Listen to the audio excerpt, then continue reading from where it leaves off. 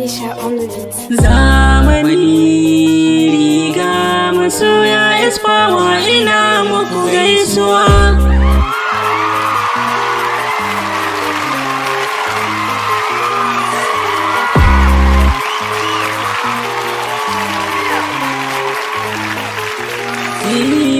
Zamani mai sauyi ga ta zo da ni. Lokacin ka idan yayi bajira yanzu ka zama gwani. Ni da ku sai fata na kairi garkuwa kun mini. Gane kun kuma soya da godiya tallafi kun mini.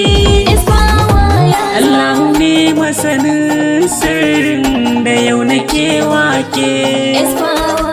Kana ta yin naka Allah na shi ne gaske. Mai wata Allah idan yayi wa bawa sai yayi godewa. Na gode.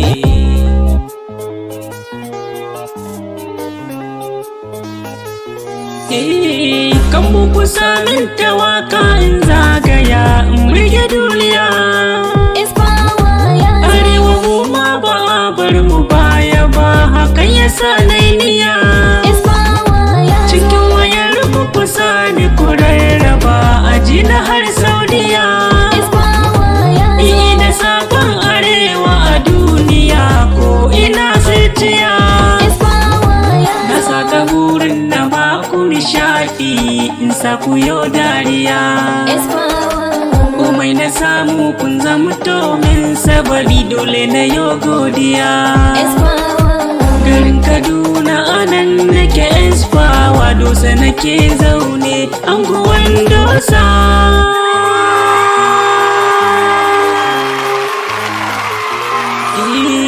Espawa komai idan zanayi Allah na sanya gaba. Na rike manzo fiyayye kalilullah gashi ina ci gaba. Na bi iyaye sun mai addu'a shari'a zai ci ni ba. Na san akwai wanda ma ban musu ba ni ko ba zan ki su ba. Cikin mawaka masoya kusa da ni duk da ban kaiwa ne ba. Espawa dangin mahauta ne wanda ba su san tsoro ba. Da sarki jikan sarkin fawa Alhaji Amadi babana.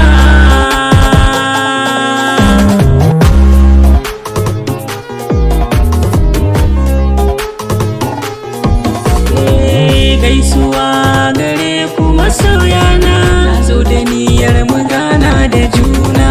In mun haɗu ko a hanya ku zo guna, sai ku nunan kuna yaba aikina. Sai iyo biyayya mu tattauna, biye hakan zami dacewa. Masoya mutanen Najeriya, ina masoya mutanen Nijar, ina masoya mutanen Ghana, ina masoya na can Togo. Zan zo in gan ku mutanen Chadi, bani barin ku mutanen Mali. Sabon ku ya zo mutanen Cameroon. Ina masoya mutanen Kwatano. Na gode masoya na duniya.